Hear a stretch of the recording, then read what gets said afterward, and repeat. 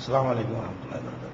கண்ணியத்திற்குரிய எல்லாம் வல்ல அல்லாஹு ஜல்ல ஷானஹு தஆலாவின் நல்லடியார்களே, இஸ்லாம் கூறும் பொருளியல் என்ற இந்த தொடர் நிகழ்ச்சியில பிறருடைய பொருளிலே நமக்கு எந்த அளவுக்கு அனுமதிக்கப்பட்டிருக்கிறது, எதை பிறருடைய பொருளில் பயன்படுத்தக்கூடாது என்கிற செய்தியை நாம் அறிந்து வருகிறோம். அதுக்கு முன்னாடி இதுவரை சொல்லப்பட்டதில் எழக்கூடிய சந்தேகங்கள் ஒவ்வொன்றையும் துவக்கத்தில் விளக்கி வருகிறோம். அந்த அடிப்படையில் ஒரு சந்தேகம் எழுப்பியிருக்கிறார்கள். அதாவது, ஒருவர் தவறான முறையில் பொருளீட்டினார் என்று சொன்னால் அவர் நமக்கு அன்பளிப்பாக தரும் பொழுது அதை வாங்கிக் கொள்ளலாம் என்பதற்கு ஆதாரமாக ஒரு யூத பெண் அவங்க ஆட்டு இறைச்சியை கொடுத்தாங்க. அவங்களுடைய தொழிலே வட்டி தான், அதை ரசூல் ஸல்லல்லாஹு அலைஹி வஸல்லம் வாங்கி சாப்பிட்டு இருக்கிறாங்க என்கிற கருத்தை நம்ம சொன்னோம். இதுல ஒரு சந்தேகம் எழுப்புறாங்க சில சகோதரர்கள். என்ன எழுப்புறாங்கன்னா, வட்டி ரசூல் ஸல்லல்லாஹு அலைஹி வஸல்லம் உடைய கடைசி காலத்துல இறுதி ஹஜ் இருக்கு இல்லையா, அப்பதான் வட்டி ஹராமாக்கப்படுகிறது. இப்னு அப்பாஸ் அவர்கள் வட்டியை பத்தின அந்த வசனம் தான் குர்ஆன்ல கடைசியா இறங்கின வசனம் அப்படின்னு சொல்றாங்க. அதுக்கு பிறகு கொஞ்ச நாள் தான் ரசூல் ஸல்லல்லாஹு அலைஹி வஸல்லம் இருந்தாங்க. ஆனா இந்த பெண்ணு ஆட்டு இறைச்சி கொடுக்கும் பொழுது வட்டி ஹராமே ஆக்கப்படல. ஹராம் ஆக்கப்படாத நேரத்தில் அந்த சமுதாயம் கொடுத்த பொருளை சாப்பிட்டதை எப்படி ஆதாரமா சொல்லலாம் அப்படிங்கிற மாதிரி ஒரு சகோதரர் கேட்டிருக்கிறாரு. வட்டி ஹிஜ்ரி 3வது ஆண்டுலேயே ஹராமாக்கப்பட்டுருச்சு, கடைசி ஹஜ்ஜில் ஹராமாக்கப்படல. ஆனா வட்டியை பத்தி பல வசனங்கள் இருக்கிறது. அதுல ஒரு வசனம் அந்த ஹஜ்ஜத்துல் விதாவுல இறங்குது.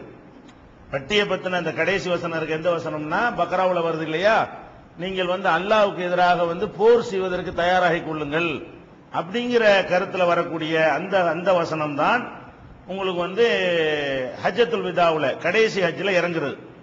ஆனா அதுக்கு முன்னாடி உஹது போர் நேரத்தில் இறங்கின ஆல இம்ரான் சூராவுல லா தஅகுல் ரிபா அல்லாஹு முலாஃபதன், நீங்கள் பன்மடங்கு பெருகி கொண்டிருக்கக்கூடிய வட்டியை நீங்கள் உண்ணாதீர்கள் அப்படின்னு வட்டியை தடை செய்கிற வசனம் ரொம்ப காலத்திற்கு முன்னாடியே, இந்த ஹஜ்ஜத்துல் விதாவுக்கு 6 வருடத்திற்கு 7 வருடத்திற்கு முன்னாடியே வட்டி ஹராமாக்கப்பட்டுருச்சு.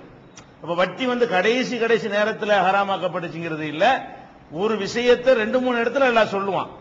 அதுல ஒரு வசனம் ரிப்பீட் பண்ணி கொஞ்சம் கடுமையா காட்டி அந்த அல்லாஹ்வுக்கு எதிராக யுத்தம் செய்கிற குற்றம் அப்படிங்கிற வசனம் தான் கடைசியா இறங்கின வசனம். அதுக்கு முன்னாடி முஸ்லீம் சமூகத்தில் வட்டி தடுக்கப்பட்டு தான் இருந்தது. அந்த யூத பெண் இறைச்சி கொடுக்கும் பொழுது வட்டி ஹராம் தான். அந்த வட்டி ஹராம்ங்கிறத முந்தி ஒரு தடவை அல்லாஹ் சொல்லிவிட்டு தொழுகை நிலைநாட்டுங்கள் ஒரு வசனம் இருக்கு. ஒரு இடத்துல இருக்குது, அது பல இடங்கள்ல சொல்லப்பட்டிருக்கு. ஜகாத்தோட சேர்த்து தொழுகையை சொல்லப்படுற வசனங்கள் எத்தனை இடத்துல இருக்குது. அது மாதிரி வட்டியை பொறுத்த வரைக்கும் ஆல இம்ரான்லையும் உங்களுக்கு அது இருக்கிறது. உதாரணமா 130வது வசனம் 3வது சூராவுல 130வது வசனம் இருக்கு இல்லையா, அது நீங்க அந்த சூரா படிச்சுட்டு வரும்போது தெரியும். உஹது போருடைய சம்பவத்தை சொல்லிட்டு வரும்போது தான் அந்த தொடர்ல தான் வரும். அந்த நேரத்தில் இறங்குனுச்சு என்று சொல்லி எல்லா அறிஞர்களுமே அதை ஒப்புக்கொள்றாங்க. அதனால இந்த யூத பெண் இறைச்சியை கொடுக்கக்கூடிய அந்த நேரத்தில் வட்டி ஹராமா தான் ஆக்கப்பட்டிருந்தது. அதனால இதை வைத்துக் கொண்டு வட்டி ஹராமாக்காத நிலையில் ரசூல் ஸல்லல்லாஹு அலைஹி வஸல்லம் அந்த பெண்ணிட்ட வாங்கியிருந்தாங்க அப்படின்னு சொல்ற வாதம் தவறு. அதுக்காக இந்த ஒரு நேரத்துக்கு ஒரு விளக்கத்தை சொல்லிக்கிறோம். இப்ப நம்ம தொடர் நிகழ்ச்சிக்கு போயிடலாம். இந்த கடன் விஷயத்தில் நபி ஸல்லல்லாஹு அலைஹி வஸல்லம் அவர்கள் எவ்வளவு கடுமையான போக்கை கொண்டிருந்தார்கள் கேட்டா, ஒரு மனிதர் இறந்த பிறகு ஜனாசா கொண்டு வந்தாங்கன்னு சொன்னா நபிகள் நாயகம் ஸல்லல்லாஹு அலைஹி வஸல்லம் வாழும்போது அவங்க தான் தொழுகை நடத்துவாங்க. ஏன்னா அவங்களுடைய தொழுகைக்கு அந்த இஹ்லாஸ் அந்த தூய்மை மற்றவங்களுக்கு இருக்காது. அதனால எல்லாருக்குமே அவங்க தான் தொழுகை நடத்துவாங்க. அப்ப ஜனாசா கொண்டு வந்த உடனே ரசூல் ஸல்லல்லாஹு அலைஹி வஸல்லம் கேட்பாங்க, இந்த மனிதர் ஏதாவது கடன் பட்டிருக்கிறாரான்னு கேட்பாங்க. தொழுகைக்கு முன்னாடி கேள்வி என்னது, மூத்தா போயிருக்கிறாரு, இவர் யாருக்காவது கடன் கொடுக்கணுமா கேட்பாங்க. ஆமான்னு சொன்னாங்கன்னு சொன்னா அதை தீர்ப்பதற்கு ஏதாவது விட்டுட்டு போயிருக்கிறாரா, வெறும் கடனை மட்டும் வச்சுட்டு போயிருக்கிறாரா, கடனை கழிக்கிற மாதிரி தங்கத்தையோ வீட்டையோ வாசலையோ சொத்தையோ சுகத்தையோ என்னதையாவது வச்சுட்டு போயிருக்கிறாரான்னு கேட்பாங்க. வச்சுட்டு போயிருக்கிறாரு, அதை கொண்டே அந்த கடனை கொடுத்துருவீங்களா? கொடுத்துருவோம். உடனே ரசூல் ஸல்லல்லாஹு சொல்லிப்பாங்க. இல்லன்னு வைங்க, ஆமா கடன் தான் வச்சுட்டு போயிருக்காரு, அதை நிறைவேற்றுறதுக்கு ஒன்னும் வச்சுட்டு போகல, ஒண்ணும் இல்லாம தான் போயிட்டாரு அப்படின்னு சொன்னால் அப்ப ரசூல் ஸல்லல்லாஹு அலைஹி சொல்லிடுவாங்க, இங்க இருக்கிறவங்கள யாராவது ஒரு கடனுக்கு பொறுப்பேற்றுக்கிறீங்களான்னு கேட்பாங்க. இருக்கக்கூடிய மக்கள்ல யாராவது நீங்க என்ன செய்ய, அவர் கொடுக்கிற கடனுக்கு நான் பொறுப்புன்னு சொல்லி ஏத்துக்கிட்டீங்கன்னா அப்ப நான் தொழுவிப்பேன்பாங்க. அப்படி இல்லைன்னு சொன்னால், அதுக்கு யாரும் வரலன்னு சொன்னா சல்லு அலா சாஹிபிக்கும், உங்க தோழருக்கு நீங்களே தொழுவிச்சுக்கிறீங்கன்னு பேசாம போயிடுவாங்க. ரசூல் ஸல்லல்லாஹு அலைஹி வஸல்லம் அவர்கள் ஒரு கடன்பட்ட நிலையில் ஒருத்தர் இறந்து விட்டாரையானால் அவருக்காக தொழுவிக்க மறுக்கிறாங்க. ஒண்ணு அவர் சுத்து விட்டுட்டு போயிருக்கணும், இல்லன்னு சொன்னா வேற யாராச்சும் அதுக்கு பொறுப்பு ஏத்துக்கணும். சொந்தக்காரங்க யாராவது நாங்க அந்த கடனை கழிச்சிடுவோம் அப்படி ஏத்துக்கொள்ள மறுத்துட்டா ரசூல் ஸல்லல்லாஹு அலைஹி வஸல்லம் என்ன செய்வாங்க, சல்லு அலா சாஹிபிக்கும், உங்க தோழருக்கு நீங்க தான் தொழுவிக்க, நான் தொழுவிக்க முடியாது என்று ரசூல் ஸல்லல்லாஹு அலைஹி வஸல்லம் சொல்லிடுவாங்க. அப்ப ஏன் இது சொல்றாங்க, இந்த கடனாளியா இருந்த நிலையில இவருக்கு போய் ரசூல் ஸல்லல்லாஹு அலைஹி வஸல்லம் துஆ செஞ்சாலும் இவருக்கு யூஸ் இல்ல, அது பயன்படாதீங்க. இவர் செஞ்ச அமலெல்லாம் புடிங்க அங்க எல்லாம் கொடுத்துட போறான். அப்ப நம்ம போய் இறங்கி நம்ம ஒரு வேலையை செஞ்சு அதனால எந்த பயனும் இல்லை என்று சொன்னா அது நீங்களே செஞ்சுட்டு போங்களேன் அப்படிங்கிறதுக்காகவும் ரசூல் ஸல்லல்லாஹு அலைஹி வஸல்லம் இதை செஞ்சு இருக்கலாம். அல்லது கடனை பற்றி எச்சரிக்கை பண்றதுக்காக வேண்டி, கடன்கிறது சாதாரண விஷயம் இல்ல, அது ரொம்ப கவனமா இருந்துக்கிறங்க அப்படின்னு எச்சரிக்கை பண்றதுக்காக வேண்டியும் ரசூல் ஸல்லல்லாஹு அலைஹி வஸல்லம் இப்படி நடந்திருக்கலாம். ஆனா இதை பின்னாடி மாத்திட்டாங்க. அது ஒரு விஷயம். எதனால மாத்தினாங்க, ஆரம்ப காலத்துல பைத்துல் மால்ல பெரிய நிதிலாம் கிடையாது. பிறகு நாடு விஸ்தீர்ணமாய பஹ்ரைன் அப்படி இப்படின்னு பெரிய அளவுக்கு வளர்ந்த பிறகு என்னவாகுது, கஜானாவுல நிரம்பி வழிய ஆரம்பிக்குது. அப்ப ரசூல் ஸல்லல்லாஹு அலைஹி வஸல்லம் என்ன பண்ணிட்டாங்கன்னு கேட்டா, இனிமேல் இதுவரைக்கும் அவர் கடனுக்கு சொத்து விட்டுட்டு போனாதான் நான் தொழுவிச்சுக்கிட்டு இருந்தேன், யாராவது பொறுப்பேற்றுக் கொண்டாதான் நான் தொழுவிச்சுக்கிட்டு இருந்தேன். இனிமேல் அவர் சொத்து விட்டுட்டு போனாரையானால் வாரிசு எடுத்துக்க, கடன் விட்டுட்டு போனாரையானால் என்கிட்ட வா நான் தீர்க்கிறேன். ரசூல் ஸல்லல்லாஹு என்ன செய்வாங்க, இனிமேல் யாராவது கடனாளியாக மௌத்தாவார்களேயானால் அவர் ஜனாசா போட்டுட்டு என்ன செய்வாங்க, இவருக்கு யார் யாரெல்லாம் இவர் வந்து கடன் வாங்கியிருக்கிறான்னு கேட்பாங்க. எனக்கு அவ்வளவு உனக்கு அவ்வளவு பைத்துல் மால்ல இருந்து ரசூலுல்லாஹ் தீர்க்கிறேன்னா கையில இருந்து இல்ல, பைத்துல் மால்ல இருந்து. அதுக்கு தானே அந்த நிதிகள் மக்களுக்காக தானே உதவக்கூடிய நிதி தானே. பைத்துல் மால் பணத்தில் எடுத்து என்ன செய்வாங்க, இந்த ஆள் கடன் எல்லாம் தீர்த்துருங்க, இவர் யார் யார்கிட்ட கடன் பட்டிருக்கிறாரோ அதெல்லாம் நம்ம ஜமாத்து தீர்த்துருவோம்னு சொல்லி ரசூல் ஸல்லல்லாஹு அலைஹி வஸல்லம் அந்த சமூக அமைப்பின் மூலமாக அந்த கடனை தீர்த்துருவாங்க. இது வந்து புகாரியில இவ்வளவு சொன்ன விஷயங்களும், இப்ப நான் சொன்ன இவ்வளவு விஷயங்களும் புகாரியில 2291வது ஹதீஸ்லையும் 2295வது ஹதீஸ்லையும் இடம்பெற்றிருக்கிறது. அப்ப இதுல என்ன பார்க்கிறோம், ஒரு ஆளுக்கு ஜனாசா தொழுகைங்கிறது கடைசியா அது எவ்வளவு பெரிய முக்கியமான ஒரு விஷயம். அது ஒரு பெரிய துவா, ரசூல் ஸல்லல்லாஹு அலைஹி வஸல்லமே செய்யக்கூடிய ஒரு துவான்னு சொன்னா அது எவ்வளவு வெயிட் அதுக்கு. அந்த துவாவை இந்த கடன்பட்ட ஆளுக்கு நான் கொடுக்க மாட்டேன் ஒரு கடும் போக்கை ரசூல் ஸல்லல்லாஹு அலைஹி வஸல்லம் அவர்கள் அதை கையாண்டு இருக்கிறாங்க. பிறகு கூட அந்த கடன் தீர்க்கிற அளவுக்கு தனக்கு வசதி வந்ததுனாலதான் தீர்க்கிறாங்க, இல்லன்னா அந்த அவருக்கு தொழுகை கிடைச்சிருக்காது பிந்தி வந்த ஆட்களுக்கு. அப்ப நம்ம என்ன பயப்படணும், யாருக்கு நம்ம கடன் வாங்கினாலும் எப்படியா திருப்பி கொடுத்துடணும், அதையே கவனமா வைத்து என்ன செய்யணும் இருக்கணும். ரசூல் ஸல்லல்லாஹு அலைஹி வஸல்லம் சொல்றாங்க ஒரு சந்தர்ப்பத்தில், மத்தலுல் கனியுல் முன், ஒரு வசதி படைத்தவன் காலதாமதப்படுத்துவது பெரிய அக்கிரமம். கடன் வாங்கிட்டோம் கொடுக்க வசதின்னு கொடுக்க மாட்டேங்கிறாங்க. கடன் கொடுக்கணும் பாத்தீங்கன்னா சில பேர் வாங்குவான், ஒரு மருத்துவத்துக்கு வாங்கியிருப்பான், அது எந்த ஒரு வருமானத்துக்கு எந்த ஒரு வழியும் இருக்காது, அவன் சம்பாத்தியத்திலிருந்து அந்த மருத்துவத்துக்கு வாங்கின கடனை கொடுக்க இயலாது. அவன் ஏதோ அவகாசம் கேட்கறது, அது நாளைக்கு தரேன் நாளை கழிச்சு தரேன்னு சொல்றது வந்து கையாளாகாத நிலையில் இருக்கிறான். அது ஒரு நியாயம் ஒத்துக்கலாம், அது ஒரு அர்த்தம் இருக்கிறது. அது அந்த கடன் வாங்கின குற்றம் அவனுக்கு இருந்தா கூட ஒரு மனிதன்கிற முறையில் எல்லாத்துக்கும் ஏற்படக்கூடியது. நம்ம உலகத்துல பாக்குறோம், நல்ல வசதி இருக்கும், வாங்கிட்ட பிறகு அதை கொடுக்க மாட்டாங்க, கொடுத்தவன செத்துலாம் போயிட மாட்டான். நல்ல வசதியான ஆட்கள் நிறைய கடன் வாங்கி என்ன செய்யறாங்க, ஏமாத்துறாங்க. அப்ப ரசூல் ஸல்லல்லாஹு அலைஹி வஸல்லம் சொல்றாங்கன்னு கேட்டா, இல்லாத ஒருத்தனுக்கு தான் அவகாசம் கொடுக்கிறது தள்ளுபடி பண்றலாம் வச்சுக்கணுமே தவிர, இருக்கப்பட்டவனா இருந்தால் கடனை முதல் வச்சுக்க கூடாது. வசதி உள்ளவன் ஏன் கடன் வாங்குற? இப்ப நம்ம பாக்குறோம் கடன்லாம் யார் வாங்குறான்னு கேட்டா, 10 லட்சம் ரூபாய் அவனுக்கு இருக்கக்கூடியவன் இன்னும் கொஞ்சம் பெருசாகிறதுக்கு தான் இன்னொரு 10 லட்சம் ரூபாய் வாங்குறான். அதாவது ஒரு சாவுறதுக்கோ ஒரு அவசரமானதுக்கோ ஒரு தேவைக்கோ ஒரு நிர்பந்தத்துக்கோ வாங்குற மாதிரிலாம் தெரியல. 2 கோடி ரூபாய் ஏற்கனவே இருக்கு, நீனே கடன் கொடுக்கிற அளவுல எல்லாம் உனக்கு தந்திருக்கான்னு இருக்க வேண்டியதானே. 2 கோடி ரூபாய் வச்சுக்கிறவன் இன்னொரு கோடிக்கு கடனை வாங்கிட்டு கொடுக்க மாட்டேங்கிறான். நீ 2 கோடியில வாழ வேண்டிய கடனை வாங்கிட்டு மொத்தம் போயிட்டு என்ன செய்யறது? இந்த 1 கோடிக்கு உன்னுடைய அமலையெல்லாம் பொண்ணா ஏதாவது மிஞ்சுமா? 2 கோடி வச்சுக்கிற ஒருத்தன் 1 கோடி கடனை வாங்கி போட்டுட்டு நீ பாட்டுக்கு மண்டையை போட்டேன்னு சொன்னா, நீ செஞ்ச எல்லா அமலுக்கும் இந்த 1 கோடி ரூபாய்க்கு கணக்கு தீர்ந்து போயிருமே. ஒரு அமலும் இல்லாம நரகத்துக்கு போய் சேர்வ. அப்ப எதுக்கு வசதி உள்ளவங்க எதுக்கு கடன் வாங்குறீங்க? அல்லாஹ் வசதியை தந்திருக்குமா? என்ன செய்யணும்? வாழ்வதற்கு அவசியமா, தேவையா, நிர்பந்தமான ஒரு விஷயமா, அதுக்கு வாங்குறது ஒரு அர்த்தம் இருக்குது. வீடு இடிஞ்சு போச்சு, தீப்பிடிச்சு எரிஞ்சு போச்சு, இப்படி பல மாதிரி ஒரு பஞ்சம் ஏற்பட்டு போச்சு, புருஷன் இறந்து போயிட்டாரு, அவன் சம்பாதிச்சிருந்தால் போச்சு, வேலை போயிடுச்சு திடீர்னு, இதெல்லாம் ஒரு நியாயம் இருக்குது. இப்படியானவர்கள் அந்த தேவைக்கு கடன் வாங்கணும்ன்ற ஒரு மனப்பான்மை வந்துருச்சுன்னா அதை ஒப்புக்கொள்ளலாம். அன்னைக்கு பணக்காரர்கள் கடனை வாங்கி கொண்டு கொடுக்காம இழுத்தடிக்கிறது, மத்தள இழுத்தடிக்கிறது. மத்தளவுக்கு நீங்க முன் பணக்காரன் ஒருத்தன் வந்து கடன் கொடுக்காமல் இழுத்தடிக்கிறது ரொம்ப அநியாயம், அப்படி செய்யக்கூடாது என்று நபிகள் நாயகம் ஸல்லல்லாஹு அலைஹி வஸல்லம் அவர்கள் சொல்றாங்க. இது புகாரியில 2287வது ஹதீஸ்லையும் 2288வது ஹதீஸ்லையும் 2400வது ஹதீஸ்லையும் இது இடம்பெற்றிருக்கிறது. அப்ப கடனுக்கு நம்ம இப்ப யோசிச்சு பார்க்கணும். நீங்கள் யாராவது கடன் பட்டு இருந்தால் மௌத் இன்னைக்கே வரலாம், நாளைக்கு வரலாம், காலையில் நம்ம எந்திரிக்காம போயிடலாம்.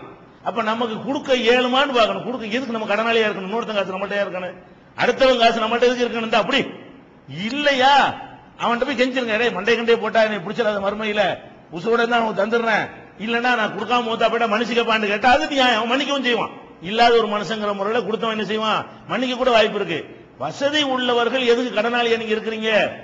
அந்த கடன்கிற பேச்சே இருக்கக்கூடாது ஒரு முஸ்லிமை பொறுத்த வரைக்கும்.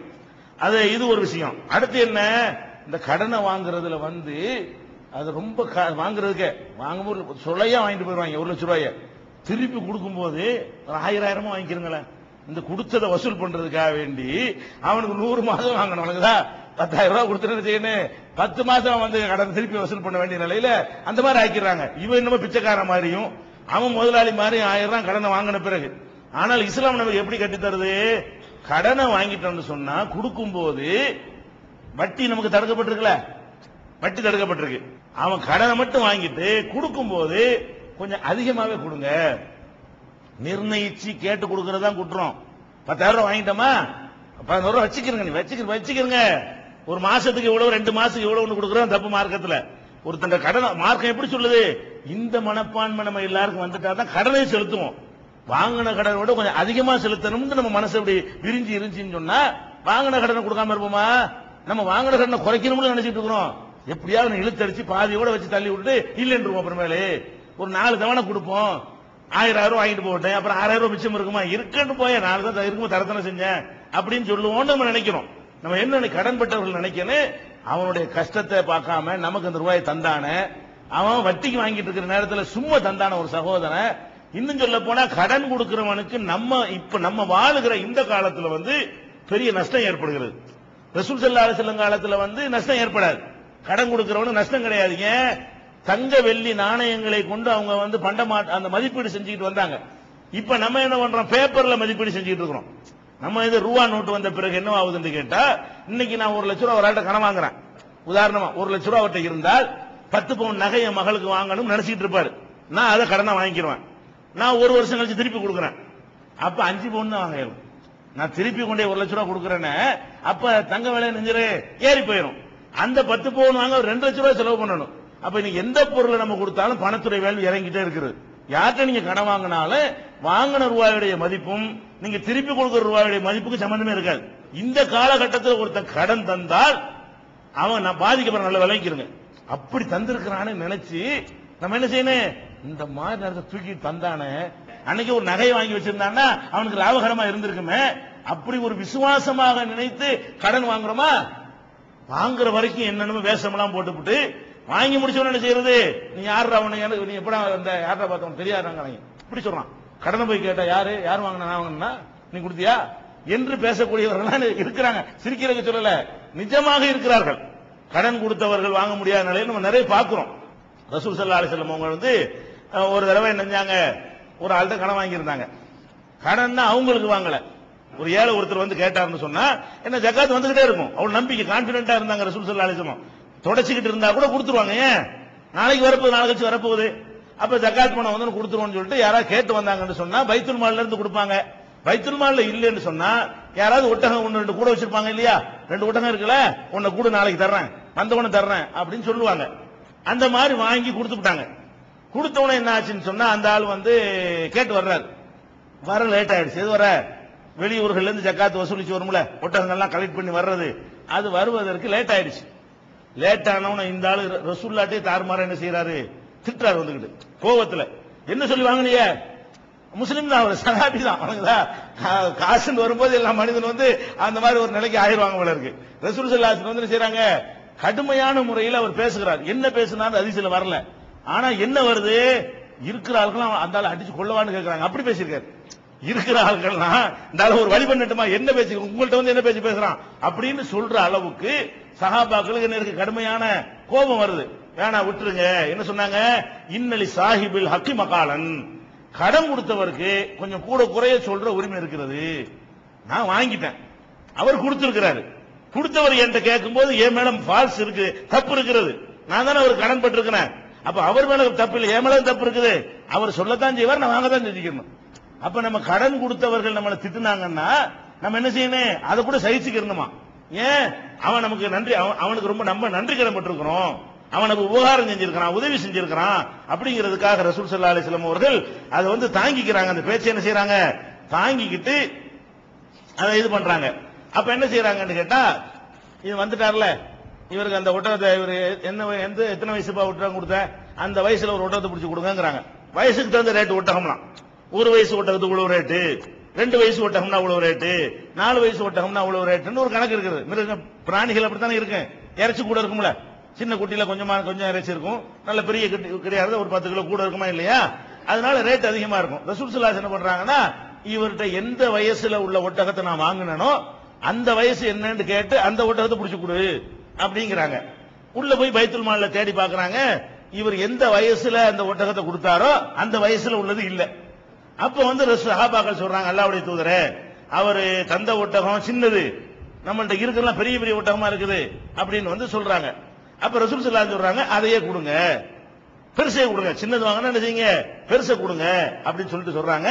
இன்ன ஹியாரக்கும் அஹ்சனுக்கும் கலான், உங்களில் சிறந்தவர் யார் தெரியுமா, வாங்கின கடனை அழகிய முறையில் திருப்பி செலுத்தவர் தான் சிறந்தவர். வாங்கினதையே திருப்பி கொடுத்த அழகிய முறை இல்ல, வாங்கினதை விட கொஞ்சம் அதிகமா கொடுத்தா தான் என்னது அழகிய முறை. அப்ப வாங்கினது வந்து 3 வருஷம் குட்டி, அது 5000 ரூபான்னு வச்சுக்கிட்டோம்னா 4 வருஷம் குட்டி 6000 ரூபாய் இருக்கும்ல, ஒரு வருஷத்துக்கு 1000 ரூபாய் கூட இருக்கும்ல. அப்ப 6 வருஷத்து ஒட்டகை 5 வருஷத்து ஒட்டகையை 4 வருஷத்து ஒட்டகை கொடுத்தாங்கன்னு சொன்னா அவ வாங்கினதை விட கொஞ்சம் அதிகமாகவும் மதிப்பு கூட்டினதாக கொடுக்குறாங்க. இது வட்டி கிடையாதுன்னு விளைக்கணும். வட்டினா என்னங்கிற டெபினேஷன் பின்னாடி நம்ம சொல்லுவோம். இது வட்டி கிடையாது. வட்டினா என்ன, இவ்வளவு நாளைக்கு இவ்வளவுன்னு நாளோட சேர்த்து சம்பந்தப்படுத்தி பேசினா தான் வட்டின்னு வரும். அல்லாஹ்வுடைய தூதர் தெளிவா டிக்ளேர் பண்ணிட்டதுனால இதுல அந்த சந்தேகத்தின் வாசல் வட்டி மாதிரி தெரியுதே, வட்டி ஆயிருமோ என்று பயப்படக்கூடிய ஒரு அம்சம் இருந்தாலும் ரசூல் ஸல்லல்லாஹு அலைஹி வஸல்லம் சொன்ன பிறகு நம்ம ஏன் பயப்படணும்? ரசூல் ஸல்லல்லாஹு அலைஹி வஸல்லம் இதுக்கு மட்டும் விதிவிலக்கு கொடுத்துட்டாங்க. இதுவும் வட்டியுடைய வாடை அடிச்சாலும் இது வட்டி இல்ல, தாராளமா வாங்கிக்கிறங்க. அப்ப நம்ம கடன் கொடுத்து கடன் வாங்கினவர்கள் இப்ப நியத்து பண்ணிக்கிறது, நம்ம யார்கிட்டெல்லாம் கடன் வாங்கணுமோ அதை அழகிய முறையில் நம்ம திருப்பி செலுத்தணும். வாங்கினது மட்டும் நான் திருப்பி செலுத்த மாட்டேன், ரசூல் ஸல்லல்லாஹு அலைஹி வஸல்லம் உடைய அந்த உத்தரவை ஏற்று அதை விட சிறந்த முறையில் நான் திருப்பி செலுத்தி விடுவேன். இது எங்க இருக்குது, புகாரியில 2305, 2306, 2390, 2392, 2393, 2606, 2609 இவ்வளவு ஹதீஸ்கள்லையும் ஒருத்தர் கடன் கேட்டு வந்தது, கோபமா பேசினது, எல்லாரும் அடிக்க போனது, ரசூல் ஸல்லல்லாஹு அலைஹி வஸல்லம் பெரிய ஒட்டகத்தை கொடுத்தது, கொடுத்துட்டு என்ன சொல்றாங்க, அழகா சொல்றாங்க, இன்ன ஹியாரக்கும் அஹ்சனுக்கும் கலான், உங்களில் சிறந்தவர்கள் வாங்கிய கடனை அழகாக திருப்பி செலுத்துபவர் தான். நம்ம சிறந்தவரா இருக்க ஆசைப்படணும். சராசரி மனிதனா இருப்பதை விட என்ன செய்யணும், நாமளும் சிறந்த மனிதனா இருப்போமே, வாங்கின கடனோட அதிகமா திருப்பி செலுத்தும். வாங்காம இருக்க முயற்சி பண்ணுங்க. வாங்கிட்டீங்கன்னு சொன்னா அதை விட நான் நல்லபடியாக திருப்பி செலுத்துவேங்கிற ஒரு நிலை வந்தா தான் நமக்கு வந்து அந்த உயர்ந்த நிலையை அடைய முடியும். இது ஒரு விஷயம். அதே மாதிரி வந்து ஜாபிர் ரலியல்லாஹு அன்ஹு அவர்கள் அவங்கள்ட்ட ரசூல் ஸல்லல்லாஹு அலைஹி வஸல்லம் அவர்கள் நினைஞ்சாங்க, கடன் வாங்கியிருந்தாங்க. அதுவும் சொந்தத்துக்கு இல்ல. ரசூல் ஸல்லல்லாஹு அலைஹி வஸல்லம் அவர்கள் அவங்களுக்குண்டு வாங்கினதை எடுத்துக்கொண்டீர்களேயானால் ஒரு யூதத்தை அடமானம் வச்சு வாங்கினாங்களே, அதை தவிர மற்றபடி யார்ட்டையும் அவங்க சொந்த தேவைக்கு கடன் வாங்கினா, சொந்த அரிசி கோதுமை வாங்கினாங்க இல்ல, ஒரு அந்த உருக்கு சட்டையை வச்சுட்டு அந்த கடனை தவிர மற்றபடி ஒட்டகம் அது இது எல்லாமே மக்களுக்கு தான் வாங்குவாங்க. மக்களுக்கு வாங்கினா யாரு கொடுக்கணும், அரசாங்கம் தான் கொடுக்கணும். ரசூல் ஸல்லல்லாஹு அலைஹி வஸல்லம் சொந்த தேவைக்கு வாங்கினா கை காசை போட்டு கொடுப்பாங்க, ஜமாத்து தேவைக்கு வாங்கினா மக்கள் சமுதாய தேவைக்கு வாங்கினா சமுதாயம் தானே கொடுக்கணும். அப்ப ரசூல் ஸல்லல்லாஹு அலைஹி வஸல்லம் என்ன பண்றாங்கன்னு கேட்டா ஜாபீர் இதே மாதிரி வாங்கி இருக்கிறாங்க. என்ன வாங்கினாங்கன்னு அவர் சொல்லல, வாங்கி இருக்கிறாங்க. ஜாபீர் ஒரு ஒட்டகத்தை கூட வாங்கியிருப்பாங்க. அந்த ஒட்டகத்தை கூட வச்சிருக்கீல, நாளைக்கு வந்து தர்றேன் அப்படின்னு சொல்லியிருப்பாங்க. அப்ப ஜாபீர் ரலியல்லாஹு அன்ஹு சொல்றாங்க, கானலி அலைஹி தைனுன், எனக்கு ரசூல் ஸல்லல்லாஹு அலைஹி வஸல்லம் தர வேண்டிய ஒரு கடன் ஒன்று இருந்தது. கலானி, அதை எனக்கு திருப்பி தந்தார்கள். வஸாதனி, கொஞ்சம் கூடவும் தந்தார்கள். ஜாபீர் ரலியல்லாஹு அன்ஹு சொல்றாங்க, ரசூல் ஸல்லல்லாஹு அலைஹி வஸல்லம் அது கூட ரசூலுல்லாஹ் எங்க கொடுக்குறாங்க, அவங்கள்ட்ட சொல்லி அனஸ்கிட்ட சொல்லி நீ அவருக்கு கூட கொடுன்னு நிறைவேற்ற சொல்றாங்க. பைத்துல் மால்ல இருந்தான். அந்த இன்னொரு அறிவிப்புல விரிவா வருது. அப்ப என்ன பண்றோம், ரசூல் ஸல்லல்லாஹு அலைஹி வஸல்லம் அவர்கள் இந்த ஒரு சஹாபிட்ட வந்து அது கூட வந்து என்னன்னா கிடைக்காதனால கொடுத்தாங்கன்னு ஒரு அர்த்தம் வருது. அதுல வந்து அவருக்கு அதே ஒட்டகத்தான் தேட சொல்றாங்க, இல்லன்றதுனால என்ன செய்யறாங்க, பெரிய ஒட்டகத்தை கொடுத்தாங்கன்னு வருது. இது அப்படிலாம் கிடையாது. இது திருகம் ரூபா விஷயம், தங்க காசு விஷயம். இதுல வந்து கரெக்டாவே கொடுக்கலாம், அது தேடி கூட அந்த பிரச்சனை வராது. இதுல கூட என்ன செய்யறாங்க, ரசூல் ஸல்லல்லாஹு அலைஹி வஸல்லம் வாங்கின கடனை திருப்பி செலுத்தும் போது ஹலானி ஃபஸாதனி, என் கடனை நிறைவேற்றினார்கள், கொஞ்சம் கூடவும் தந்தார்கள். என்ன கூடலாம் அவர் சொல்லவே இல்லை. அப்ப ரசூல் ஸல்லல்லாஹு அலைஹி வஸல்லம் அவருடைய வழக்கமே இப்படி இருந்திருக்குன்னு வழங்குது. யார்கிட்ட கடன் வாங்கினாலும் வாங்கின கடனை விட நெஞ்சிருப்பாங்க அவங்க, கொஞ்சம் அதிகமாகவே கொடுப்பார்கள்.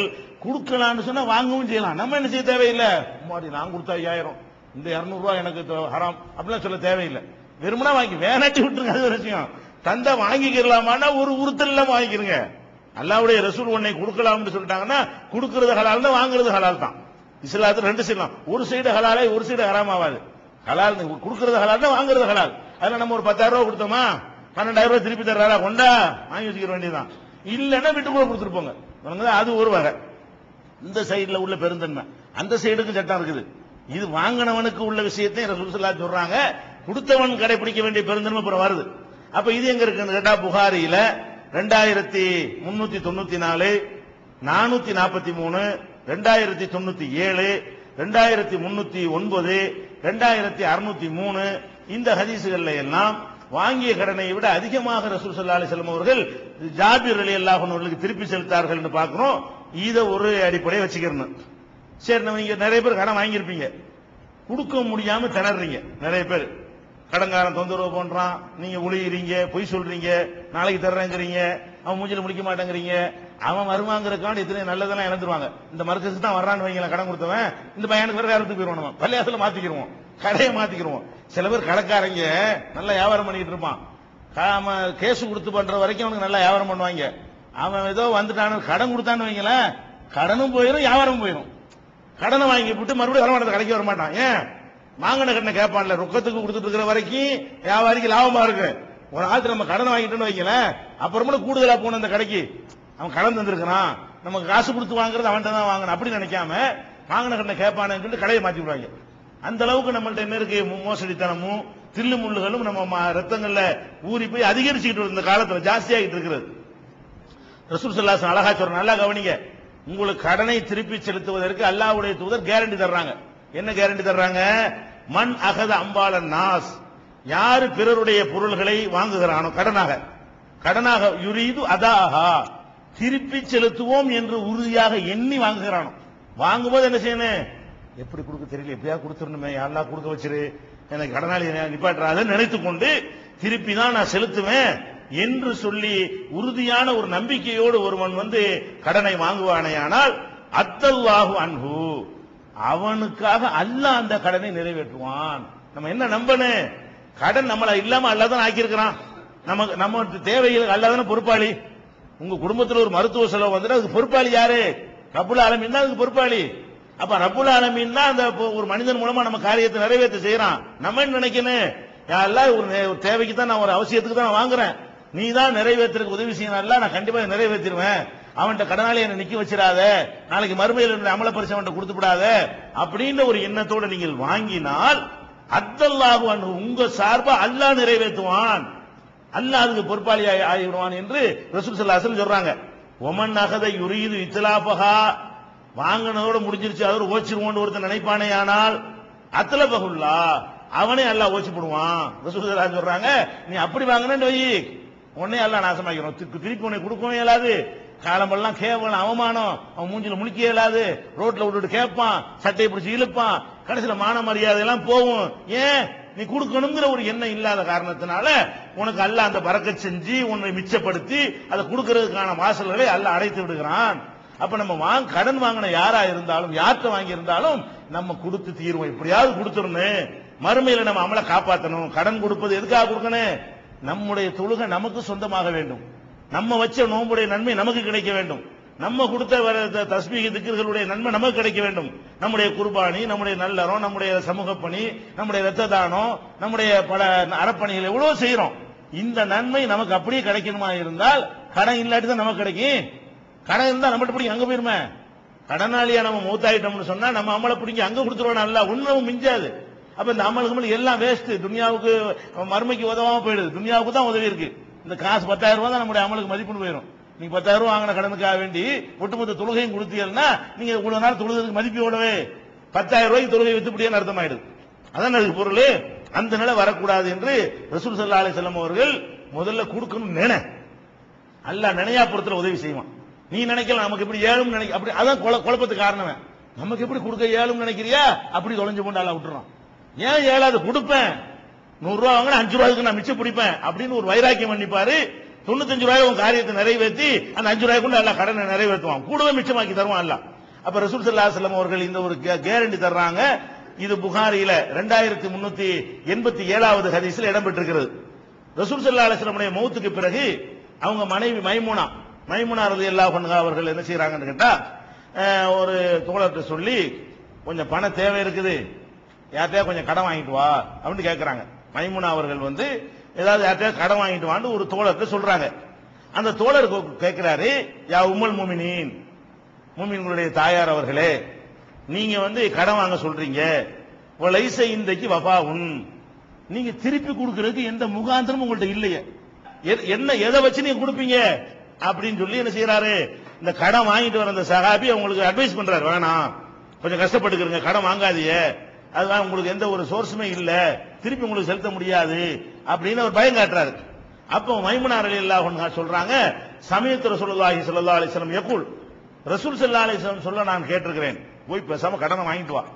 ஏன் ரசூல் ஸல்லல்லாஹு என்ன சொல்லி இருக்காங்க, மன் அகத தைனன், யார் கடன் வாங்குகிறாரோ, வஹுவ யுரீது அன் யுஅத்தியஹு, அதை திருப்பி செலுத்துவேன் என்ற உறுதியோடு யார் கடன் வாங்குகிறாரோ, அஆனஹுல்லாஹு அஸ்ஸ வஜல்ல, அல்லாஹ் கண்ணியமிக்க அல்லாஹ் அவருக்கு உதவி செய்வான் என்று ரசூலுல்லாஹ் கேரண்டி கொடுத்ததுனால நான் என்ற ஒண்ணும் இல்லதான், எந்த வழியும் இல்ல, எதையும் வித்து நான் கொடுக்கல, நகை இருக்கு, நகை நட்டு இருக்கணும், வீடு வாசல் இருக்கணும், சொத்து சுகம் இருக்கணும், யாராவது எனக்கு தரக்கூடிய ஆள் இருக்கணும், ஒண்ணும் இல்லதான். ஆனால் ரசூல் ஸல்லல்லாஹு அலைஹி வஸல்லம் எனக்கு ஒரு தேவை ஏற்பட்டிருக்கிறது, ஆனால் கண்டிப்பா நான் திருப்பி கொடுப்பேன், அல்லாஹ் எனக்கு உதவுவான், அதை நினைச்சு நான் கவலைப்படுவேன் அப்படின்னு சொல்லி ரசூல் ஸல்லல்லாஹு அலைஹி வஸல்லம் கேரண்டி தந்த காரணத்தினால நான் வாங்க சொல்ற வாங்கிட்டு வா அப்படின்னு அவங்க சொல்றாங்க. இது திருமதியில 4608வது ஹதீஸாக இது பதிவு செய்யப்பட்டிருக்கிறது.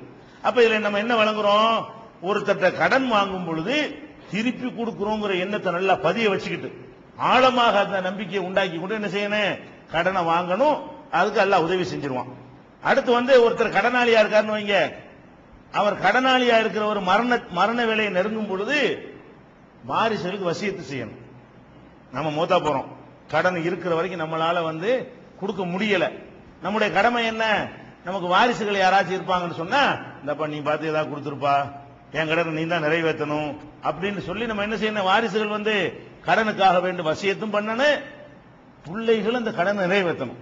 சொத்தை பிரிக்கிறதுக்கு முன்னாடி எது நிறைவேற்றணும், கடனை தகப்பனாருடைய கடனை நிறைவேற்றணும். ஜாபிர் ரலியல்லாஹு அன்ஹு அவருடைய தகப்பனார் அப்துல்லா, அவர் உஹது போர்ல கொல்லப்பட்டுறாரு. கொல்லப்பட்ட உடனே ரொம்ப கடனாளியா இருந்தாரு, கடனோடய மூத்தா போயிட்டாரு. இப்ப ஷஹீதுக்கு எல்லா பாவமும் மன்னிக்கப்படும், கடன் மன்னிக்கப்படாது. அந்த உஹது போர்க்களத்துல இவர் ஜாபிரும் களத்துல நிக்கிறாரு, அது அப்துல்லாவும் இருக்கிறார் போர்க்களத்திலேயே. போர்க்களத்துல காயம் பட்டு குற்றுயிரும் குலையுருமா இருக்கும் பொழுது ஜாபிரை கூப்பிட்டு, மகனே நீ எனக்கு ஒரு கடன் ஒண்ணு இருக்குது, பிள்ளை எல்லாம் இருக்குது, நீ நல்லபடியா பாத்துக்க, உன் தங்கச்சி மாதிரிலாம் நினைச்சீங்க, நல்லபடியா நீ பாத்துக்க, எனக்கு மரணம் நெருங்கிருச்சு, எனக்கு சில கடன் இருக்கிறது, நீ எப்படியாவது கஷ்டப்பட்டு இந்த கடனை அடைச்சிரு அப்படின்னு சொல்லி வசியத் பண்ணிட்டு போறாங்க. உடனே வசியத் பண்ணிட்டு போனா என்ன இருக்குது, ஏற்கனவே சொல்லியிருக்கிறோம், ஒரே ஒரு தோட்டம் தான் இருக்குது, தோப்பு, பேரிச்சி மர தோப்பு தான் இருக்கிறது. அந்த தோப்புடைய உற்பத்தி ஆகிற பொருளுக்கும் வாங்கின கடனுக்கு என்ன செய்யல, டேலி ஆக மாட்டேங்குது. ரசூல் ஸல்லல்லாஹு அலைஹி போய் முறையிடுறாரு பாருங்க, கடனை ஒப்பிட்டு போனவன அந்த சொத்தையே கொடுத்து கடன் அடைக்க பாக்குறாரு அவர். ரசூல் ஸல்லல்லாஹு அலைஹி வஸல்லம் முறையிடுறாரு. அவங்க கடன் கொடுத்த ஆளை கூட பேசி பாக்குறாங்க. அதெல்லாம் முடியாது, வாங்கினது அப்படிதான் தரணும். அப்ப ரசூல் ஸல்லல்லாஹு அலைஹி வஸல்லம் செஞ்சாங்க, பேரிச்சம்பழத்தை எடுத்து வைப்பான்னு சொல்லி அவங்க கையினால அளந்து கொடுத்து மிச்சம் இருந்துச்சுன்னு படிச்சமா இல்லையா? அப்ப ரசூல் ஸல்லல்லாஹு அலைஹி வஸல்லம் அவர்கள் இந்த பரக்கத்துக்காக அவருக்காக துஆ செஞ்சு அவர் கடனை தீர்க்கிறாங்க. அப்ப ஒரு மரணிக்கிற நேரத்தில் அவரும் அந்த கடனுக்காக வசியத் செஞ்சுட்டு போறாரு. மகனும் அந்த பொறுப்போட என்ன செய்யறார், தகப்பனார் குற்றவாளி ஆக்கிடக்கூடாது என்பதற்காக இருக்கிற ஒரே சொத்து அந்த பேரிச்சம்பழ தோப்பு தான். அதை கொடுத்தாலும் பரவாயில்ல, எங்க வாப்பா கடனாளியா இருக்கக்கூடாது என்பதற்காக அவர் அக்கறை செலுத்தினாருங்கிற ஒரு செய்தியை புகாரியில 1351வது ஹதீஸா பார்க்கிறோம். அதே மாதிரி இன்னைக்கு இது ரொம்ப முக்கியமான ஒரு மேட்டருங்க. பெற்றோர்களுடைய கடனை தீர்க்கிற விஷயம் இருக்குல்ல. இன்னைக்கு இறந்து போய் தகப்பனார் இறந்துட்டாரு, தாயார் இறந்துட்டாங்கன்னு சொன்னா அவங்களுக்கு என்னென்ன வீணானதெல்லாம் செய்யறாங்க. மார்க்கத்தில் என்ன சொல்லி இருக்கு அதை செய்யாம சத்தங்கிறாங்க, பாத்தியாங்கிறாங்க, அதுங்கிறாங்க, இது என்னென்னமோ சடங்குகள்லாம் பண்றாங்க. ஆனா இதெல்லாம் செய்யாட்டி செஞ்சாதான் எல்லாம் கேள்வி ஏன்டா செஞ்சுன்னு கேட்பானே தவிர செய்யாட்டி எல்லாம் ஒண்ணுமே கேட்க மாட்டான். ஆனால் அவர் தகப்பனார் கடன் பெற்றிருப்பாரு, அதை பத்தி நினைக்கணுமா இல்லையா? அது நம்ம மேல கடன், அப்பா பட்ட கடன் புள்ளைய தான் செய்யணும், அம்மா பட்ட கடனை புள்ள தான் கொடுக்கணும்னு நினைக்கணுமா இல்லையா?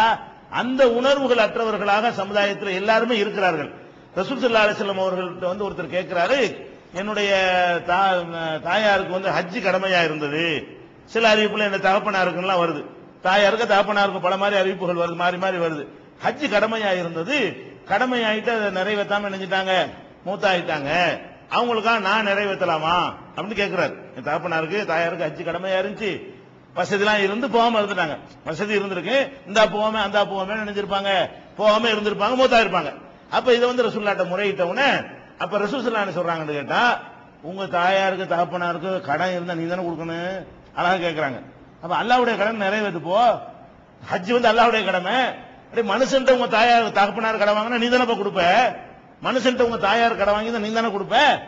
அப்ப ரசூல் ஸல்லல்லாஹு அலைஹி வஸல்லம் கேட்கறாங்க, அரைத்த லவ்கானாலா உம்மிக்க தைனுன், உன் தாயாருக்கு ஒரு கடன் ஏதாவது இருந்தால் குந்த காலிஹி நீ தானே நிறைவேற்றுவ, அது மாதிரி நிறைவேற்று, ஹஜ்ஜையும் நிறைவேற்றுங்கிறாங்க. அதுக்கு உதாரணமே என்ன காட்டுறாங்க, உன் கடனை நிறைவேற்றுவது எப்படி கடமையோ அது மாதிரி இந்த ஹஜ்ஜிங்கிற கடமையை நிறைவேற்றுவது உனக்கு கடமை அப்படின்னு சொல்லி அந்த கடமையை உதாரணம் காட்டி இந்த கடமையை சுட்டி காட்டுறாங்க. அப்ப நம்ம என்ன வழங்கணும், ஒருத்தர் வாங்கின கடனுக்கு அவர் மட்டும் பொறுப்பாளி அல்ல, அதற்கு பிறகு அவருடைய பிள்ளைகள் பொறுப்பாளி ஆகிறார்கள். நம்ம பெற்றோர்கள் பட்ட கடன் அதையும் நீங்க விசாரிக்கணும். வாப்பா யார்ட்டா கடன் பட்டிருக்காரு, மூத்தா போன உங்களுடைய பெற்றோர்கள் இல்லாம இருப்பார்களே ஆனால், மூத்தா இருப்பார்களே ஆனால் அவரோடு பழகினவர்கிட்ட என்ன கேட்கணும், எங்க வாப்பா ஏதாவது கடன் வாங்கியிருந்தாரு உங்களுக்கு தெரியுமா, யார்கிட்ட வாங்கி இருந்தாருன்னா நம்ம நேர போய் உங்கள்ட்ட கடன் வாங்கிட்டு எங்க வாப்பா மூத்தா போயிட்டாரு இந்தாங்கன்னு கொடுக்க முடிஞ்சா கொடுத்துருங்க. கொடுக்க வழி இல்லையா என்ன செய்யுங்க, மன்னிச்சுக்கிறீங்க போயிட்டாரு, இனிமே என்ன செய்ய வசதி இல்ல, நீங்க அந்த கடன் அல்லாவுக்கா மன்னிச்சு விட்டுருங்க துனியாவிலேயே அப்படின்னு கேட்கக்கூடிய அளவுக்கு நம்ம என்ன செய்யணும், பெற்றோருக்கு அந்த கடன் பட்டவர்களாக இருக்கிறோம்.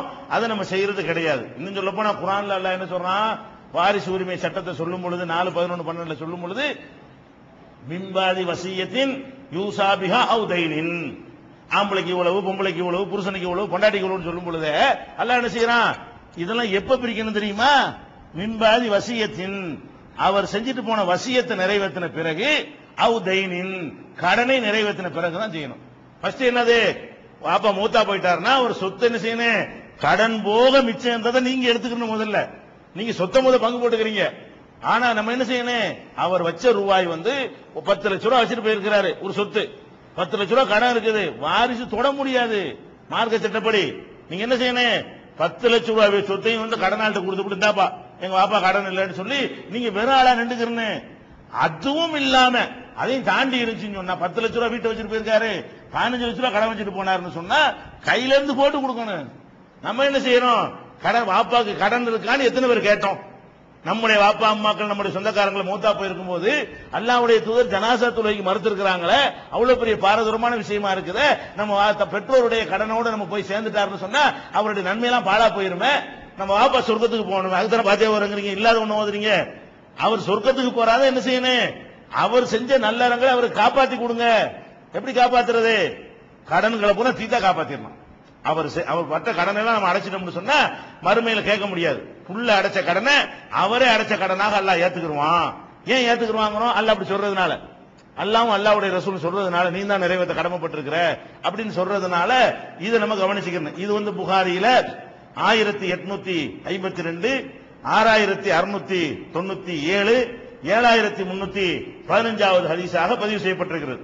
அப்ப ஒரு பெற்றோர்கள் பட்ட கடனை பிள்ளைகள் அடைக்கணுங்கிறது இது கடன் சம்பந்தப்பட்ட விஷயத்தில் முக்கியமா அறிந்து கொள்ள வேண்டியதும் அலட்சியப்படுத்தக்கூடிய ஒரு செய்தியாகவும் இருக்கு. மேல அலட்சியமா இருந்து கொண்டிருக்கிறோம். நபிகள் நாயகம் ஸல்லல்லாஹு அலைஹி வஸல்லம் அவர்கள் மௌத்தா போன உடனே அபூபக்கர் சித்திக் ரலியல்லாஹு அன்ஹு அவர்கள் ஆட்சிக்கு வர்றாங்க. ஆட்சிக்கு வந்து என்ன செஞ்சாங்கன்னு கேட்டா அவங்க உடனே மக்கள் டிக்ளேர் பண்ணல. ஆட்சிக்கு வந்தா கஜானாவுல ஒன்னையும் காணோம். ஏன்னா ரசூல் ஸல்லல்லாஹு அலைஹி வஸல்லம் கடைசி நேரத்தில் முடியாம இருந்தாங்களா, அந்த கவலையில வந்து இந்த வசூலிக்கிறதுக்கு ஆள் அனுப்புற வேலை எல்லாம் பெண்டிங் ஆகி போச்சு. ரசூல் ஸல்லல்லாஹு கொஞ்ச நாள் உடம்பு சரியில்லாம இருந்ததுனால அந்த ஜக்காத்தை கலெக்ட் பண்ற வேலை இதெல்லாம் நிறுத்தி வைக்கப்பட்டதுனால இருக்கிறது எல்லாம் காலியா போய் வெறும் கஜானா தான் இருக்குது. அப்ப என்ன செய்யறாங்க, அபூபக்கர் சித்திக் ஆட்சிக்கு வந்த உடனே எல்லாத்தையும் வேகமா முடுக்கி விட்டு எல்லாத்தையும் கலெக்ட் பண்றாங்க. அப்ப அவங்க சொல்றாங்க கிட்டத்துல பஹ்ரைன் இருக்குது, பஹ்ரைன்ல இருந்து வர வேண்டி இருக்கு பணம். அப்ப அத கிட்டத்துல வந்துரும் தகவல் வந்த உடனே வெயிட் பண்ணிட்டு இருக்காங்க. பஹ்ரைன்ல இருந்து பணம் வருது, அந்த ஜக்காத்துடைய பணமோ ஒட்டகமோ பேரிச்சம்பழமோ என்னமோ அங்க என்ன இருக்குதோ அது கொண்டு வர்றாங்க. வந்தோன்னு என்ன செய்யறாங்கன்னா மக்கள் அந்த மாதிரி எல்லாரையும் அழைத்து வைத்துக் கொண்டு மன்கான லஹு இந்த நபி ஸல்லல்லாஹு அலைஹி வஸல்லம் தைனுன் அவ் இதத்துன் ஒரு பொருள் வந்திருக்கிறது. ஃபர்ஸ்ட் பிரிஃபரன்ஸ் யாருக்கு என்று கேட்டால் உங்களில் யாராவது உங்கள்ட்ட யார்ட்டையாவது ரசூல் ஸல்லல்லாஹு அலைஹி வஸல்லம் கடன் வாங்கியிருந்தால் எல்லாம் நான் தான் அதுக்கு பொறுப்பாளி. அபூபக்கர் சித்திக் சொல்றாங்க மன்கான லஹு இந்த நபி ஸல்லல்லாஹு அலைஹி வஸல்லம் தைனுன் ரசூல் ஸல்லல்லாஹு அலைஹி வஸல்லம் அவர்கள்ட்ட வந்து உங்களுக்கு யாருக்காவது கடன் இருந்தால், நீங்கள் வந்து கடன் கொடுத்திருந்தால், அவ் இதத்துன் அல்லது ரசூல் ஸல்லல்லாஹு அலைஹி வஸல்லம் அவர்கள் வாக்குறுதி உங்களுக்கு தந்திருந்தால், கடன் வாங்கியிருக்கலாம். நீங்க ரசூலுல்லாஹ்ட்ட ஒரு கோரிக்கை வச்சிருப்பீங்க, வந்தோம் ரூபா வந்தோம் தர்றப்பா 10 ரூபா தர்றப்பா அப்படின்னு ரசூலுல்லாஹ் சொல்லியிருப்பாங்க, மொத்தம் போயிருப்பாங்க. இப்ப அந்த வாக்கை யார் நிறைவேற்றுவா? அடுத்த ஸ்டேஜுக்கு வரக்கூடியவங்க நிறைவேற்றி ஆகணும். ஏன் இது பிள்ளைகளுடைய கடன் வந்து பெற்றோர் கடன் பிள்ளைகள் தீர்க்கிற மாதிரி ஒரு பொறுப்புல உள்ளவர் போயிட்டாருன்னு சொன்னா அந்த இடத்துக்கு யார் வருகிறார் அவர் தான் அதுக்கு பொறுப்பாளி. அதனுடைய நல்லது கெட்டது அதனுடைய அனைத்துக்கும் பொறுப்பேற்கிற மாதிரி கடனுக்கும் சேர்த்து என்ன செய்யணும், பொறுப்பேற்று ஆக வேண்டும். இப்ப பொருள் ஏத்தினா எல்லாம் வந்து வாங்கிட்டு போ அப்படின்னு சொன்ன உடனே எல்லாரும் ஆளாளுக்கு என்ன செய்யறாங்க, எனக்கு ரசூலுல்லாஹ் சொன்னாங்க உனக்கு, அதுலயும் ஜாபீர் கூட சொல்லியிருக்காங்க. ஜாபீர் ரலியல்லாஹு அன்ஹு என்ன செஞ்சாங்க, ரசூல் ஸல்லல்லாஹு அலைஹி வஸல்லம் உனக்கு ஒன்னு தரேன்னு வாக்களிச்சிருந்தாங்க. போய் கேட்டவன என்ன செஞ்சாங்க, அள்ளி அள்ளி கொடுக்குற 500 திர்ஹத்தை கொடுக்குறாரு. ரசூலுல்லாஹ் எனக்கு ஒன்னு தரேன்னு சொன்னாங்க, இன்னும் கொஞ்சம் கொடுங்க, இன்னொரு 500 திர்ஹத்தை கொடுக்குறாரு. 3 தடவை 1500 திர்ஹத்தை என்ன செய்யறாரு, ஜாபீருக்கு கொடுக்குறாங்க. இந்த மாதிரி எல்லாம் ரசூல் ஸல்லல்லாஹு அலைஹி வஸல்லம் அவர்களுக்கு பிறகு அந்த கடன் அபூபக்கர் நிறைவேற்றணும் மார்க்கம் கிடையாது, அல்லாஹ் ரசூல் சொன்னதுதான் மார்க்கம். அபூபக்கர் சித்திக் எந்த அடிப்படையில் இந்த முடிவுக்கு வர்றாங்கன்னு கேட்டா, பிள்ளைகள் வந்து இப்ப பெற்றோர்களுடைய கடனுக்கு பொறுப்பாளிங்கிற மாதிரி இப்ப ரசூலுல்லாஹ் போனா நம்ம சீட்ல உட்கார்ந்து இருக்கிறோம், அவங்க எந்த பணியில் இருந்து கடன் வாங்கினார்களோ அந்த பணியில வந்து நம்ம தானே அதுக்கு பொறுப்பு பதில் சொல்ல கடமைப்பட்டிருக்கிறோம். இப்ப ரசூலுல்லாஹ் கடனாளியா நிக்க முடியாதுல, இந்த ஜமாத்து இந்த சமுதாய அமைப்பை நம்பி தானே அவங்க கடன் வாங்கினாங்க என்பதற்காக அந்த கடனை தீர்க்கிறாங்க. இது புகாரில 2296, 2298, 2683, 3137, 3165, 4383 ஆகிய ஹதீஸ்கள்ல இதெல்லாம் பார்க்கிறது. இதெல்லாம் வந்து கடன் வாங்கினவர்கள் வந்து கடைபிடிக்க வேண்டிய விஷயங்கள் சொன்னதெல்லாம். நம்ம கடன் வாங்கிட்டோம்னு சொன்னா நம்ம எப்படி நடந்துக்கிறோம், நம்ம அப்பா கடன் வாங்கினா நம்ம எப்படி நடந்துக்கிறோம், அதுல நம்ம எவ்வளவு பயப்படணும் அப்படிங்கிற விஷயம். கடன் கொடுத்தார்ல, கடன் கொடுத்தவர் ஒரு பாக்கியசாலிங்க. என்ன பாக்கியசாலி, அவர் நினைச்சாருன்னு சொன்னா இவன் நன்மையை புடுங்கி அங்க சொர்க்கத்துக்கு போறதை விட, ஏன்னா சொர்க்கத்துக்கு போயிடலாம்ல. நான் ஒரு ஆள்கிட்ட கடன் வாங்கிட்டேன்னு சொன்னா அவர் வந்து நான் கொடுக்காம போயிட்டேன் ஏன்னு அவருக்கு போயிடும், அல்ல அப்படியும் கொடுத்துருவான். இதுல வர்ற கிரேடை விட அல்லாஹ் என்ன வாக்களிக்கிறான்னு கேட்டா, மார்க்க என்ன வாக்களிக்குன்னா, நீ கொஞ்சம் தள்ளுபடி பண்ணி பாரு, அதை விட பெரிய பெருசா அவனுக்கு தர்றேன். எதுக்கு ஒரு மனுஷனுடைய கடனை வச்சுட்டு இருக்கிற முடி, அவன் தான் ஏழலைங்கிறான்ல, விட்டுட்டு போ, இல்லாதவனா நினைச்சிட்டு போ, மொத்தத்தையும் தள்ளுபடி பண்ணிட்டு போப்பா, பாதியை தள்ளுபடி பண்ணுப்பா, இல்ல டயத்தை கொடு. 3 விஷயம் செய்யலாம்ல, கடன் வாங்கின மொத்த கடனை தள்ளுபடி பண்ணலாம், அல்லது வாங்கினவனுடைய கெப்பாசிட்டி என்னன்னு பார்த்து அவனுடைய கொடுக்கும் சக்தி எவ்வளவுன்னு பார்த்து அதுக்கு தகுந்த மாதிரி தள்ளுபடி பண்ணலாம். அல்லது என்ன செய்யலாம், அவகாசத்தை கூட்டலாம். 1 மாசத்துல தர முடியாம 5 மாசத்துல தருவானா இல்லையா, 1 மாசம்னா அவனுக்கு முடியாம இருக்கலாம், ஒரு 5 மாசமா இருந்தால் தருவதற்கு சான்ஸ் இருக்கும். அப்ப இந்த இவ்வளவு விஷயங்களும் எப்படிப்பட்ட காரியம் ஆகும் என்றால் மறுமையில வந்து பயங்கரமா நமக்கு ஒரு நன்மையை கொண்டாந்து சேர்த்துரும். ரசூல் ஸல்லல்லாஹு அலைஹி சொல்றாங்க, முந்தைய சமுதாயத்தில் ஒருவர் இருந்தார். இருந்தவரை என்ன செய்யறாங்க, மலக்குகள் வந்து உயிரை கைப்பற்றுறாங்க. உயிரை கைப்பற்றக்கூடிய மலக்குகள் வந்து உயிரை கைப்பற்றிட்டு போறாங்க. போகும்போது என்ன செய்யறாங்கன்னா அவங்க விசாரிக்கிறாங்க.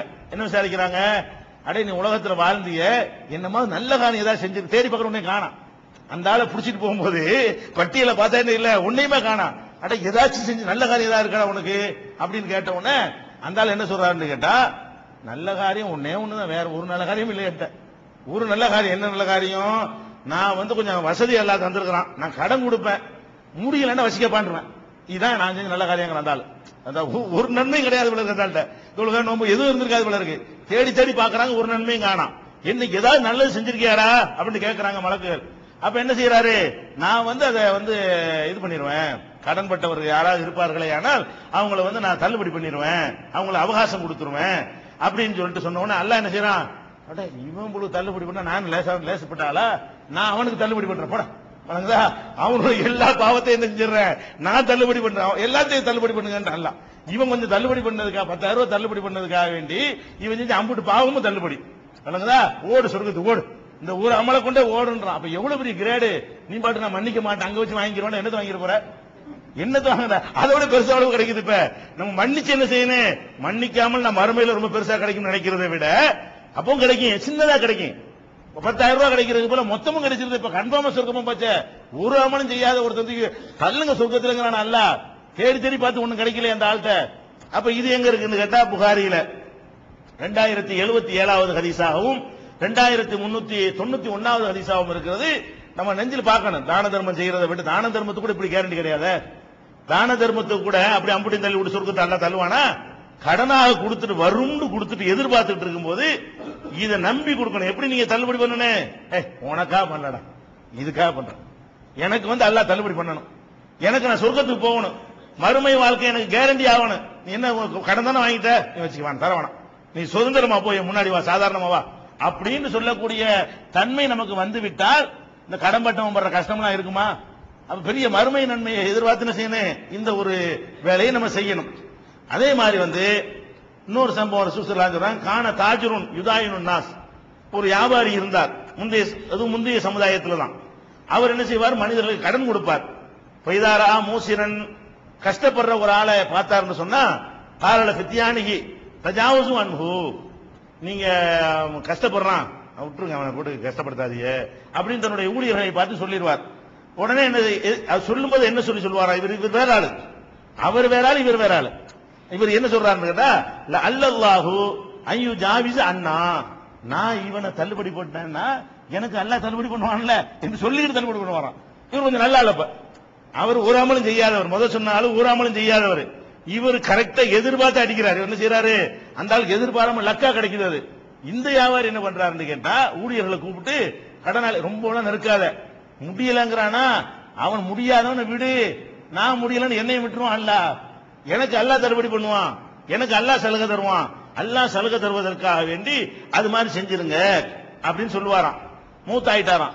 ரசூல் ஸல்லல்லாஹு அலைஹி வஸல்லம் தீர்ப்பு சொல்றாங்க, ஃபத ஜாவஸல்லாஹு அன்ஹு, அவர் நினைச்சபடி அல்லாஹ் அவருக்கு எல்லாத்தையும் தள்ளுபடி பண்ணிட்டான், அவற்றை உள்ள தவறு எல்லாத்தையும் ஒண்ணுமில்ல நாக்கி நீ தவறே செய்யல ஓடு சொர்க்கத்துக்குன்னு நினைச்சிட்டான், அதான தள்ளுபடிக்கு அர்த்தம், அல்லாஹ் அவருக்கு எல்லாத்தையும் தள்ளுபடி பண்ணி விட்டான் என்று ரசூல் ஸல்லல்லாஹு அலைஹி வஸல்லம் சொன்ன செய்தி புகாரியில 3480வது ஹதீஸ்லயும் 2078வது ஹதீஸ்லயும் பதிவு செய்யப்பட்டிருக்கிறது.